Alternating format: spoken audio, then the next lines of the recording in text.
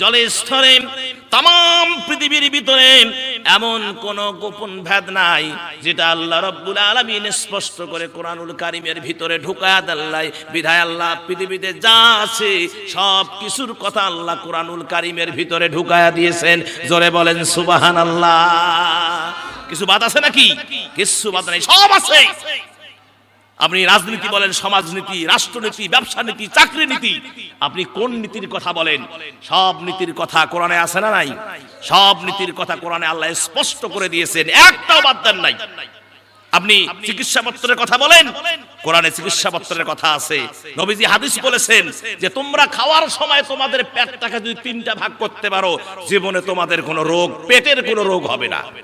আর আমরা খাইতে বসলে তো আলাজিবা পর্যন্ত খাই, এরকম প্লেয়ার নাই। এমন বসান বসায়, পরে আশেপাশে যারা আছে ভাই একটু আমার তুলে দেন তো, ওর নিজে একাই উঠতে পারে না, এত মার মারছে। কথা কন না কেন? হ্যাঁ, তাহলে রাসূল বললেন তোমাদের পেট কয় ভাগ? 3 ভাগ করো। হাদিস, সহিহ হাদিস। 1 ভাগ খানা, 1 ভাগ ফাঁকা, আর 1 ভাগ হলো পানি। সুবহানাল্লাহ কোন। কিন্তু আমরা যদি সেই খানাটাকে যদি আমরা একেবারে পেট পূর্ণ করে পানি রাখারও কোনো কায়দা যদি আমরা না রাখি, তাহলে আমার ভাইয়ারা বলেন পেটে তো অসুখ হবেই, হবে না? আল্লাহ পাক কোরআনে বলেছেন, কি সুন্দর কথা, কোথাও আল্লাহ কোনো জিনিস বাদ দেন নাই। রব্বুল আলামিন বলেন সূরা বনী ইসরাঈল 82 নম্বর আয়াতের ভিতরে আল্লাহ পাক জানিয়ে দিলেন, অনুনাজ্জিলু মিনাল কুরআনি মা হুয়া শিফাউন ওয়া রাহমাতুন লিল মুমিনিনা ওয়া লা ইয়াজিদুয যালিমিনা ইল্লা খাসারা। আল্লাহ স্পষ্ট করলেন যে আমি কোরআনে এমন বিষয় নাজিল করেছি, এই উপদেশে, এই নসিহতে এমন বিষয় নাজিল করেছি যেটা হচ্ছে রোগের সুচিকিৎসা। সুবহানাল্লাহ। এক বেচারা আপনারা শুনেছেন, এক বেচারা শুধু মোটায় হয়, মোটায় হয়। কি হয়? মোটা হয়। ডাক্তারের কাছে গিয়ে বললেন যে স্যার দেখেন তো আমার কি রোগ হয়েছে, আমি এত মোটা হচ্ছি কেন? যেমন আজকে আমাকে পরিবেশন করার সময় এক মুরব্বী বললেন যে হুজুর আমি তো খুব কম খাই, কিন্তু তারপরেও দেখি যে ওজন কমে না, ওজন কমে না। আমি বললাম যে ভাই ওজন কমতে গেলে আপনাকে 3 বেলা ভাত খাওয়া যাবে না, ওজন কমতে গেলে আপনাকে 2 বেলা রুটি খাইতে হবে। কথা বলে ঠিক কিনা? ডাক্তার পরীক্ষা নিরীক্ষা করে দেখলেন তার ভিতরে কোনো রোগ নাই, সব নরমাল নরমাল নরমাল নরমাল। এবার ডাক্তারের সন্দেহ হলো এই যে মোটা খায় বোধহয় গরুর মতো, মনে হয় গরুর মতো খায়, কোনো বাদ দেয় না। ডাক্তার তখন প্রেসক্রিপশন লিখে দিলেন, চিকিৎসাপত্র লিখে দিয়ে বললেন যে শোনো, সকালে 2 রুটি, রাইতে 2 রুটি, আর দুপুরে 2 রুটি। তাহলে কয়টা রুটি হয়? আপাতত ভাত খাওয়া বন্ধ, শুধু 2 2 6 রুটি। এখন চিকিৎসাপত্র হাতে নিয়ে সুমা দেয়, কয় স্যার এই যে রুটিটা দিলে এটা কি ভাত খাওয়ার আগে খাবো না পরে খাবো?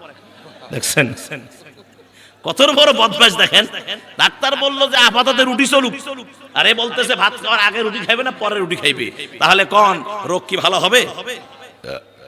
কথা বলেন, রোগ আরো বেড়ে যাবে। বিধায় আল্লাহ পাক বললেন, ও পৃথিবীর মানুষ শোনো, রব্বুল আলামিন বলে দিয়েছেন যে আমি এই কোরআন নাজিল করেছি রোগের সুচিকিৎসার জন্য। এটা মুমিনদের জন্য রহমত, আর গুনাহগারদের জন্য শুধু ক্ষতি বৃদ্ধি করে। এই কোরআন হচ্ছে মুমিনদের জন্য রহমত। এই কোরআন যত পড়বেন আপনার সম্মান তত বাড়বে, আর কোরআনের বিরোধিতা যত করবেন সম্মান তত কমবে। কথা বলেন ঠিক কিনা? এ দুনিয়ার সম্মান সম্মান নয়, আখিরাতের সম্মানই বড় সম্মান। এ কোরআন মানুষকে অপমানিত করে না, কোরআন মানুষকে সম্মানিত করে। সুবহানাল্লাহ। কোন কে মানুষকে কি করে? কোরআন মানুষকে সম্মানিত করে। আপনি নামাজ পড়তেছেন, রোজা করতেছেন, আপনি কোরআন মাফিক জীবন করতেছেন, আপনার সম্মান অনেক বেশি। আপনি কি জানেন যারা কোরআন মাফিক জীবন করে রাস্তায় হাঁটলে আল্লাহর রহমতের ফেরেশতারা মুসাফা করে? জোরে বলেন সুবহানাল্লাহ। আস্তার রহমতের ফেরেশতারা তাদেরকে স্যালুট দেয়, সালাম দেয়, আল্লাহর কাছে মাগফিরাত কামনা করে। আল্লাহু আকবার।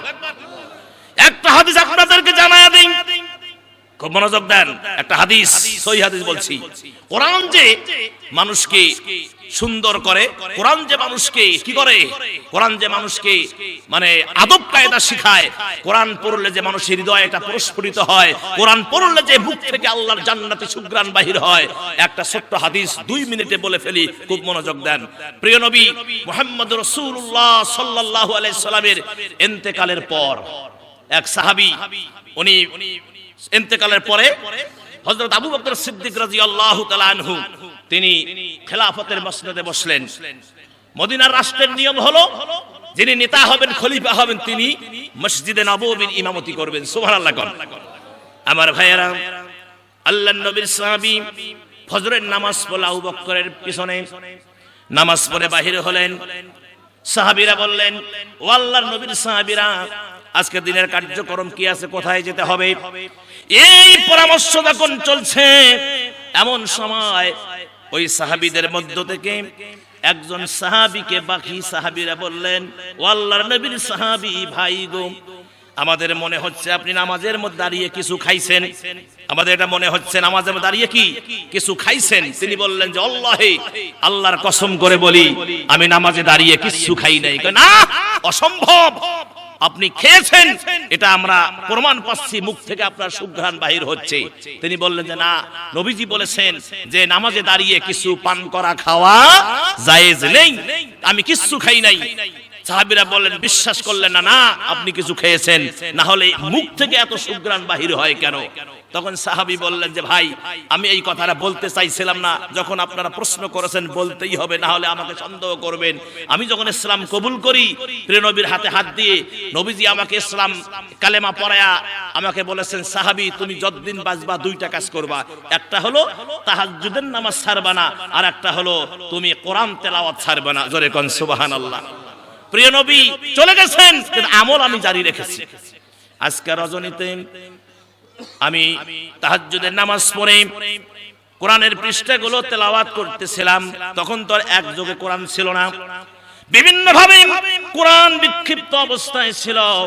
সেই যে সিস্টেমে ছিল, সেই সিস্টেমেই সে পড়া শুরু করে দিলেন। প্রতিদিন তাহাজ্জুদের নামাজের পরে কোরআন তেলাওয়াত করেন। আল্লাহর নবী সাহাবী বললেন, ভাইজান আজকে আমার সেই ধারা অব্যাহত ছিল। তাহাজ্জুদের নামাজ পড়ে আমি যখন কোরআন তেলাওয়াত করতে বসলাম, আমার তন্দ্রা এসে গেছে, আমি ঘুমায়া গেছি।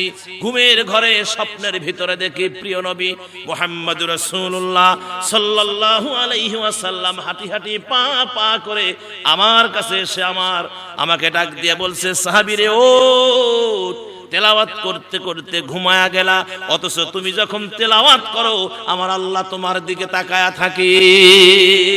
জোরে বলেন না সুবহানাল্লাহ। তুমি যখন তেলাওয়াত করো আমার আল্লাহ তোমার তেলাওয়াতের দিকে তাকায়, মানে তোমার তেলাওয়াত আমার আল্লাহ শুনে। জোরে কোন সুবহানাল্লাহ। সাহাবী ওঠো, তেলাওয়াত করো। সাহাবী বললেন, আমার ঘুম এখনো ভাঙেনি, আমি স্বপ্নের ভিতরে জাগ্রত হলাম। যখন আমি দাঁড়িয়ে গেলাম, আল্লাহর নবী আমাকে বুকের সঙ্গে জড়িয়ে নিল। জড়িয়ে নিয়ে আমার ঠোঁটের উপরে রাসূলের ঠোঁট মোবারক দিয়া একটা চুমা লাগায়া দিল। যখন চুমাটা লাগায়া দিল, তখন বেলালি কণ্ঠে মসজিদে নববীর মিনার থেকে আযান ভেসে আসলো। সুবহানাল্লাহ।